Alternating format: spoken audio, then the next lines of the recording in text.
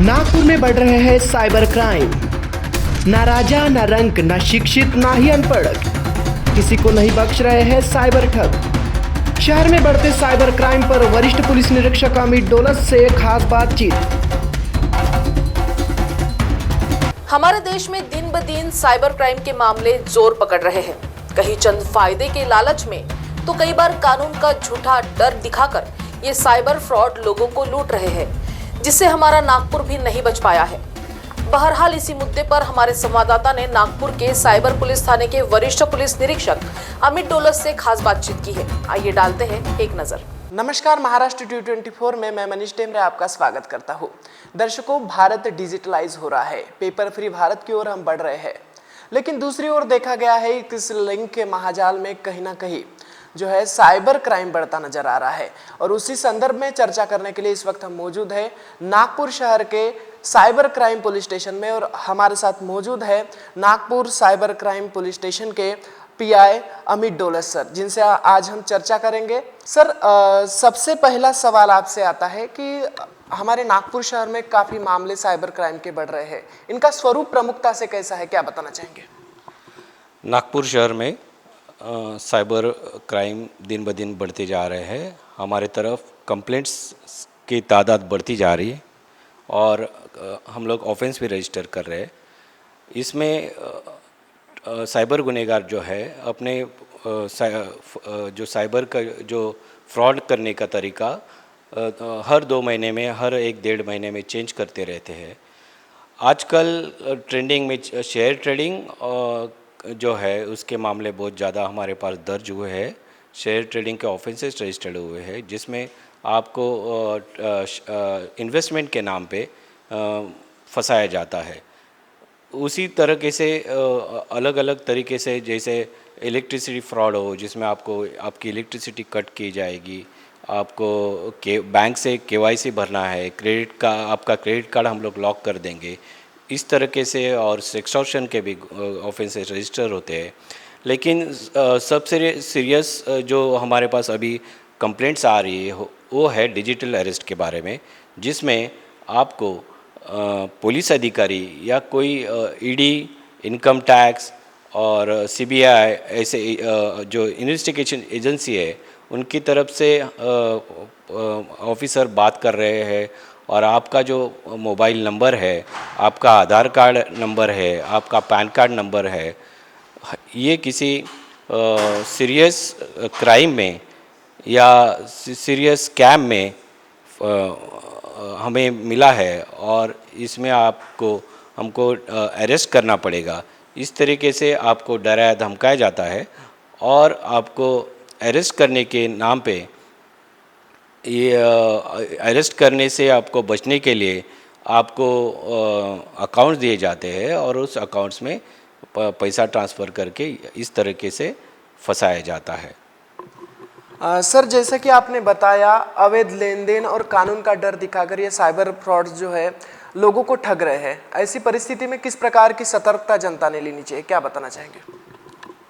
पहली बात तो ये है कि कोई भी इन्वेस्टिगेशन एजेंसी है, या पुलिस डिपार्टमेंट हो या कोई भी डिपार्टमेंट हो, ED, CBI, इनकम टैक्स हो, टेलीकॉम अथॉरिटी हो, ऐसे कोई भी अथॉरिटी जो है ये आपको डिजिटल अरेस्ट यानी फ़ोन पे अरेस्ट नहीं कर सकती, ना आपको फ़ोन पे इन्वेस्टिगेट कर सकती है। ये बात सभी नागरिकों को मैं बताना चाहता हूँ। उसके बाद आपको जो डराया धमकाया जाता है उसके बारे में आपको तुरंत नज़दीक के पुलिस स्टेशन में या साइबर पुलिस स्टेशन में या 19300 हेल्पलाइन नंबर है, उसमें आपको ये चीज़ें रजिस्टर करनी है। वैसे ही cybercrime.gov नाम की वेबसाइट है, जहाँ पे आप आपकी कंप्लेंट्स तुरंत रजिस्टर कर सकते हैं। सर, कई साइबर फ्रॉड्स में देखा गया है, जैसे कि साइबर फ्रॉड्स जो दस्तावेज भेजते हैं वो हूबहू ओरिजिनल जैसे दिखते हैं। तो दूसरी ओर ये भी क्वेश्चन तैयार होता है कि ये जो हूबहू दस्तावेज तैयार करते हैं इनको पकड़ना भी आवश्यक है। क्या बताना चाहेंगे, इनको किस प्रकार से सलाखों के पीछे डालना चाहिए? बराबर है, सही बात है। हमारे तरफ ऐसे डिजिटल अरेस्ट के ऑफेंसेस रजिस्टर है, और उसमें इन्वेस्टिगेशन हमारा चालू है, जिसमें आरबीआई हो या सुप्रीम कोर्ट हो या कोई भी इन्वेस्टिगेशन एजेंसी हो, उनके द्वारा नोटिस जो हूबहू उनके लोगो लगा के नोटिस भेजे जाते हैं, उस पर इन्वेस्टिगेशन चालू है। लेकिन मैं रिपीट करना चाहता हूँ कि कोई भी इन्वेस्टिगेशन एजेंसी है इस तरह से आपको फ़ोन पे इन्वेस्टिगेट नहीं करती है, ना ही आपको फ़ोन पे अरेस्ट की नोटिस भेज सकती है, ना ही किसी आपके अकाउंट्स के बारे में कोई नोटिस ऐसे इशू करती है। तो आप इसके बारे में सावधान रहना बहुत ज़रूरी है और सतर्क रहना बहुत ज़रूरी है। आप मन में ठान लीजिए कि ऐसी कोई चीज़ नहीं है जो आपको ऑनलाइन इन्वेस्टिगेट कर सकती है। आज डिजिटल युग में हम नॉर्मल से नॉर्मल फॉर्म लिंक के जरिए भरते हैं, ऑनलाइन तरीके से भरते हैं, लेकिन दूसरी ओर क्या करना चाहिए ऐसी सिक्योरिटी ताकि साइबर क्राइम ना बढ़े, क्योंकि सिक्योरिटी काफ़ी आवश्यक हो गई है। हर एक फॉर्म हम ऑनलाइन जरिए भरते हैं। यहाँ पे मैं बताना चाहता हूँ कि गूगल पे या अपना वेबसाइट्स है जो हुबहूब गवर्नमेंट के एजेंसीज की जो वेबसाइट है वैसे बनाई जाती है। लेकिन आपको ये ध्यान में रखना चाहिए कि गवर्नमेंट की जो वेबसाइट्स है वो gov.in से बनती है। इसके अलावा कोई भी वेबसाइट अगर सेम नाम से अगर बनाई गई है तो आपको सतर्क रहना चाहिए और ध्यान में रखना चाहिए कि ये वेबसाइट ये बोगस हो सकती है, फ्रॉड हो सकती है। तो ये आप जब कोई भी ऑनलाइन काम करना चाहते हैं जिसमें आपको सरकारी काम हो या अभी लाड़की बहन योजना चालू है, तो इस तरीके से आपको इसमें सतर्क रहना चाहिए, जिसमें वेबसाइट जो है वो आपको चेक करना चाहिए और उसके बाद ही उसमें आगे आप बढ़ना चाहिए। सर, इन केसेस में काफ़ी बार देखा गया है कि जो पीड़ित होता है साइबर क्राइम से वो भी कानून से डरा होता है, इसलिए जो है साइबर फ्रॉड उसे कहीं ना कहीं झांसा देकर या सीधे तौर पर बोला जाए पीड़ित ही डरा हुआ होता है कानून से या पुलिस से। तो ये डर खत्म करने के लिए क्या करना चाहिए, क्या सुझाव देना चाहेंगे आप? मैं नागपुर शहर पुलिस और साइबर पुलिस स्टेशन से आह्वान करना चाहता हूँ कि पुलिस है आपके मदद के लिए ये है। हमारा बृहद वाक्य है सदरक्षणाय खल निग्रहणाय। हम अच्छे लोगों की रक्षा करने के लिए पुलिस है और जो इसके बारे में हम विश्वास दिलाना चाहते हैं कि अगर कोई आपको फ्रॉड कर रहा है तो पुलिस आपको 101% मदद करेगी। मैं इस चैनल के द्वारा सबको आह्वान करना चाहता हूँ और मेरा खुद का मोबाइल नंबर मैं अभी आपको देना चाहता हूँ 8975761214। ये मेरा पर्सनल नंबर है। अगर आपको ऐसे किसी भी एजेंसी से फ़ोन आए तो आप तुरंत मुझे कांटेक्ट करिए और इसके बारे में हम लोग इस फ्रॉड से बच सकते हैं। पुलिस आपके लिए सदैव तैनात है, आप कभी भी फ़ोन करिए, आपको मदद मिल जाएगी। इस साल आपके ज्वाइनिंग के बाद भी पूछना चाहूँगा कि तकरीबन कितने मामले अभी तक दाखिल हुए हैं और नागपुर शहर में क्या परिस्थिति है साइबर क्राइम की? 2023 से 2024 से कंपेयर करें तो साइबर फ्रॉड के मामले जो है ये चौगुना बढ़ गए हैं। जैसे हमारे पास लास्ट ईयर पूरे ईयर के मिला के 5000 कंप्लेंट्स NCCRP पोर्टल पे थे।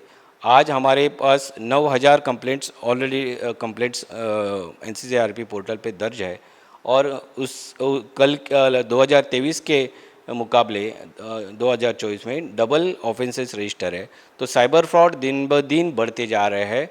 सभी नागरिकों को ऑनलाइन जब हम लोग सोशल मीडिया पे हो या फाइनेंशियल ट्रांजैक्शंस कर रहे हो तो सतर्क रहना बहुत ज़रूरी है।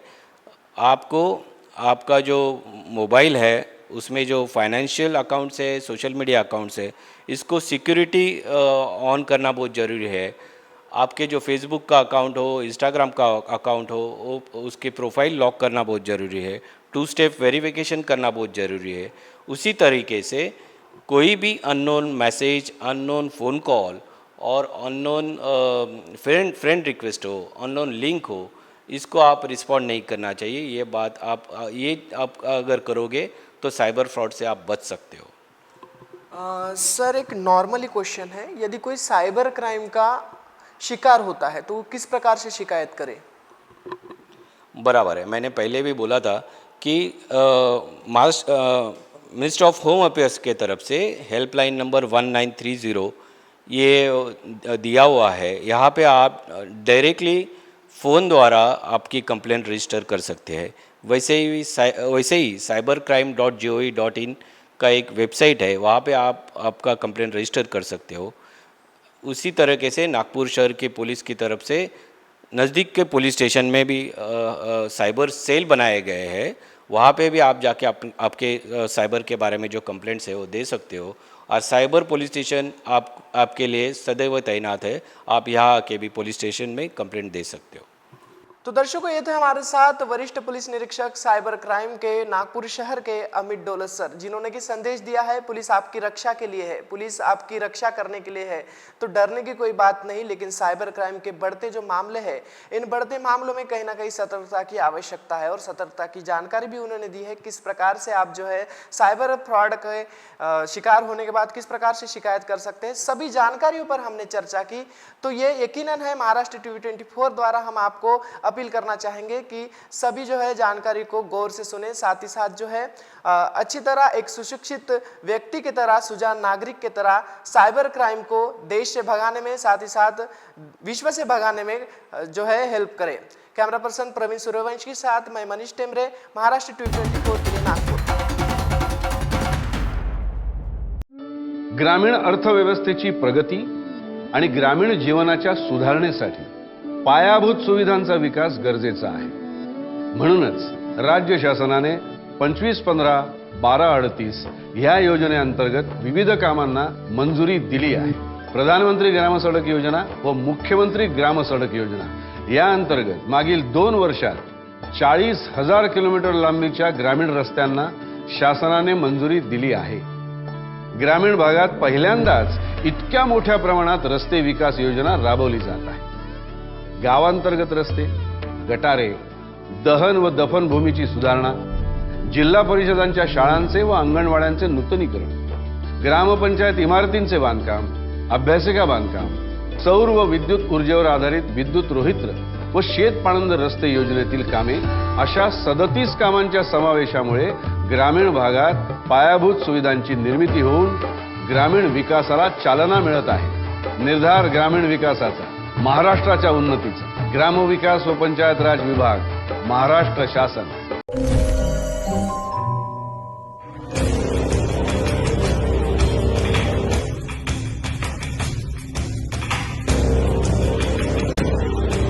अगड़म बगड़म तिगड़म नागपुर में होगा जादुई दुनिया के नए नए चमत्कार। अब नागपुर में पहली बार डायनासोर, गॉडजिला और गोरिल्ला और आदमखोर भेड़िया एक मंच पर एक साथ। 13 अगस्त से रोजाना 3 शो, 1, 5 और रात 8 बजे विदर्भ हिंदी साहित्य सम्मेलन, झांसी रानी चौक, नागपुर में। बुकिंग्स के लिए विजिट करें www.badshahmagicalworld.com।